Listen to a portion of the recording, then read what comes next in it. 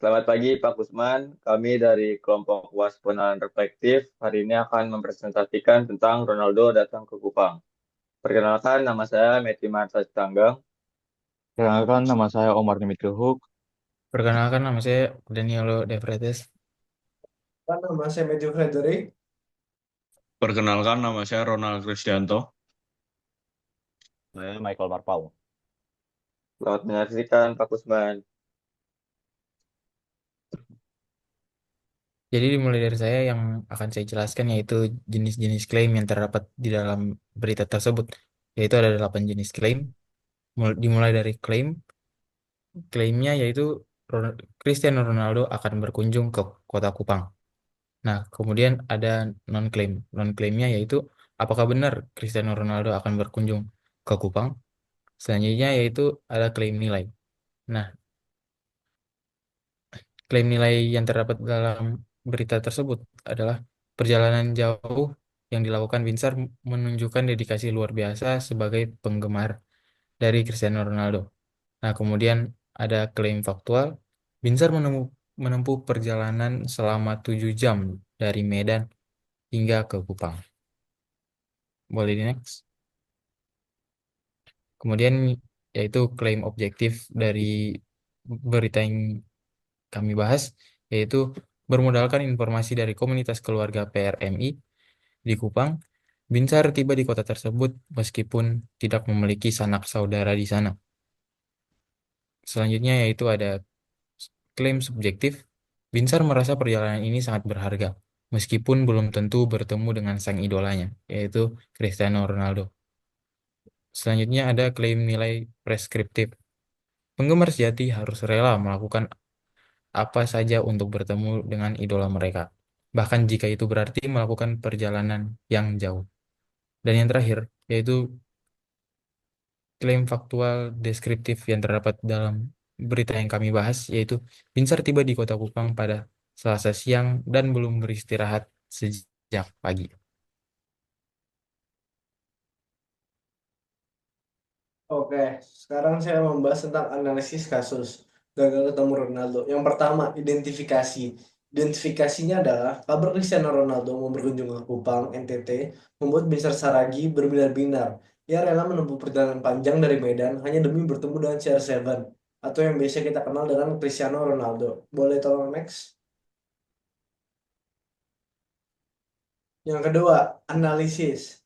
Analisisnya adalah bermodalkan informasi dari komunitas keluarga PRMI atau Persatuan Real Madrid Indonesia yang berada di Kupang. Binsar tiba di kota tersebut meskipun tidak memiliki sanak saudara di sana. Boleh tolong next? Dan yang terakhir ketiga, evaluasi. Evaluasinya adalah Binsar berharap Yayasan Geraha Kasih Indonesia atau bisa disebut YGKI bisa memberikan kepastian terkait kedatangan Ronaldo di Indonesia, khususnya ke NTT.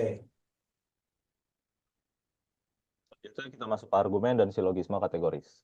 Argumennya adalah Ronaldo akan datang karena YGKI telah mengumumkan agenda donasi dan kunjungan kemanusiaan. Counter argumennya adalah tidak ada bukti izin penerbangan atau konfirmasi dari pihak berwenang, sehingga klaim tersebut tidak valid. Selanjutnya ada silogisme kategoris yang berisikan premis mayor dan juga premis minor. Premis mayornya ialah semua kunjungan selebritas internasional memerlukan koordinasi dengan otoritas setempat. Premis minornya adalah kunjungan Ronaldo ke Kupang tidak dikoordinasi dengan Polda NTT atau staf Bandara El Tari. Maka kunjungan Ronaldo ke Kupang tidak pernah terjadi.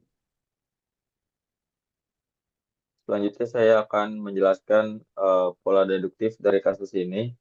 Pengertian dari pola deduktif ini sendiri adalah cara berpikir dari hal yang umum atau premis umum ke hal yang lebih khusus atau premis khusus yang nantinya akan ditarik kesimpulan dari premis umum dan premis khusus. Dari kasus Binsar Saragi ini, saya membuat 3 pola deduktif. Yang pertama ada pola deduktif yang pertama tentang fanatisme penggemar. Premis umumnya sendiri itu penggemar fanatik rela melakukan apa saja untuk bertemu idolanya. Lalu premis khususnya, Binsar Saragi adalah penggemar fanatik Cristiano Ronaldo. Sehingga dapat disimpulkan, eh,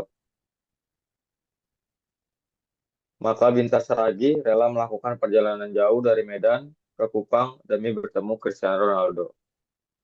Pola deduktif yang kedua ada tentang ketidakpastian informasi, di mana premis umumnya itu ada ketidakpastian informasi bisa menyebabkan kekecewaan pada penggemar. Lalu ada premis khususnya, informasi tentang kedatangan Cristiano Ronaldo ke Kupang tidak pasti dan simpang siur, sehingga dapat disimpulkan Bincar Saragi dan penggemar lainnya mengalami kekecewaan karena Ronaldo tidak datang. Boleh di next. Selanjutnya ada pola deduktif yang ketiga, yaitu tentang pentingnya konfirmasi resmi. Premis umumnya sendiri ini ada eh, tanpa konfirmasi resmi, sebuah berita bisa menyesatkan publik. Lalu ada premis khususnya, berita tentang kedatangan Ronaldo ke Kupang tidak dikonfirmasi secara resmi oleh pihak yang terpercaya. Sehingga dapat disimpulkan, publik termasuk Binsar tersesat dan kecewa oleh berita yang tidak pasti tersebut. Dan dapat disimpulkan dari keseluruhan pola deduktif ini sendiri adalah kasus ini menunjukkan bagaimana fanatisme, ketidakpastian informasi, dan ketiadaan konfirmasi resmi bisa mendorong seseorang mengambil tindakan besar yang berujung pada kekecewaan.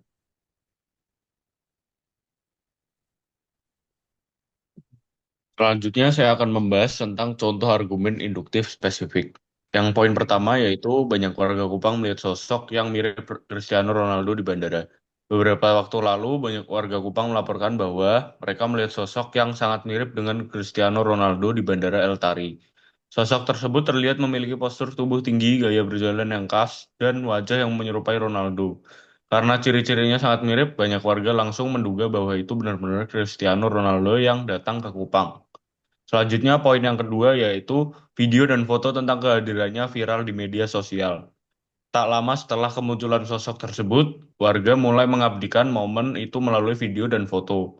Semua dokumentasi itu kemudian diunggah ke berbagai media sosial seperti Instagram, Facebook, dan TikTok. Dalam waktu singkat, video dan foto tersebut menjadi viral dan membuat kabar kedatangan Ronaldo semakin ramai dibicarakan di masyarakat. Tidak hanya di Kupang, tetapi juga di daerah lain.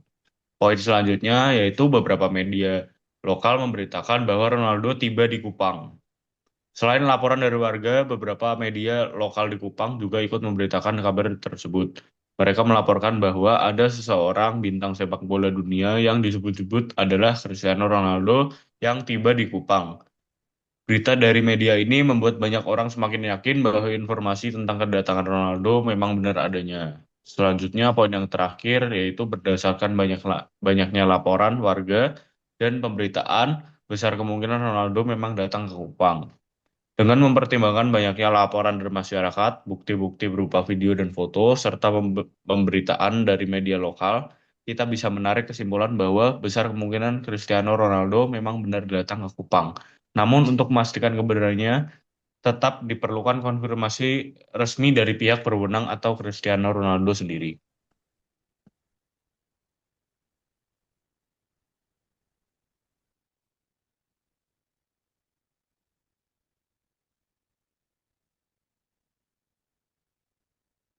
Dan yang terakhir, menganalisis kesesatan berpikir informal yang terdapat pada kasus. Jadi yang pertama, bandwagon fallacy, ikut-ikutan. Pinsar percaya kabar itu karena komunitas PRMI juga percaya dan bersiap menyambut Ronaldo. Ia mengikuti arus kepercayaan tanpa cek fakta lebih lanjut. Dan yang kedua, appeal to emotion, bermain perasaan. Karena kecintaannya pada Ronaldo, emosinya membutakan logikanya. Ia langsung termotivasi pergi ke Kupang hanya dengan mengandalkan harapan, bukan bukti kuat. Dan yang terakhir, hasty generalization, generasi tergesa-gesa. Hanya bermodalkan kabar dari komunitas lokal, ia langsung menyimpulkan bahwa kedatangan Ronaldo sudah pasti terjadi.